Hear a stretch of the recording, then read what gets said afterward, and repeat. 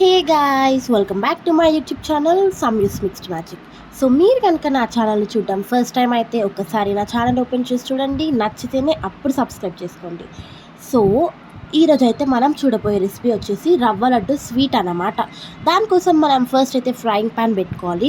కొంచెమే గీ వేసుకొని సూజీ రవ్వ ఆర్ బొంబాయి రవ్వ అనేది డ్రై రోస్ట్ చేసుకోవాలి. డ్రై రోస్ట్ అని ఎందుకు అంటున్నా అంటే నేను జస్ట్ కొంచెమే గీ యూజ్ చేస్తాను, ఎక్కువేం యూజ్ చేయం కాబట్టి డ్రై రోస్ట్ అంటున్నాను.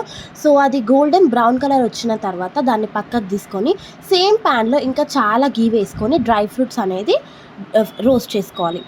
డ్రై ఫ్రూట్స్ అంటే మేము యూజ్ చేసింది వచ్చేసి కాజు అండ్ కిస్మిస్ అంతే. మనం లడ్డు ప్రిపేర్ చేస్తున్నాం కాబట్టి ఆబ్వియస్లీ మనకు షుగర్ సిరప్ అనేది కావాలి, అంటే చక్కెర పాకం. దానికోసం మీరు ఎంతైతే స్వీట్ ఇష్టపడతారో అంత క్వాంటిటీ ఆఫ్ షుగర్ తీసుకోండి. అందులో కొంచెం వాటర్ యాడ్ చేసి అది కరిగే వరకు బాగా తిప్పండి. దాని తర్వాత మీకు కన్సిస్టెన్సీ అనేది ఇలా మారుతుంది. ఆ టైంలో మీరు కొంచెం చేతికి తీసుకుంటే తీగపాకం రావాలి. తీగపాకం అంటే మనకు తెలుసు కదా, తీగలాగా హ్యాండ్ మధ్యలో వచ్చేస్తే దాన్ని మనం తీగపాకం అంటాము.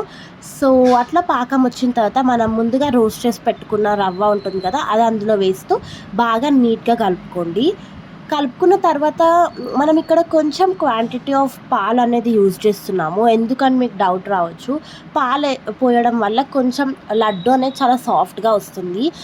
ఎట్ ద సేమ్ టైం మనం ఇలాచీ పౌడర్ కూడా యాడ్ చేసుకోవాలి.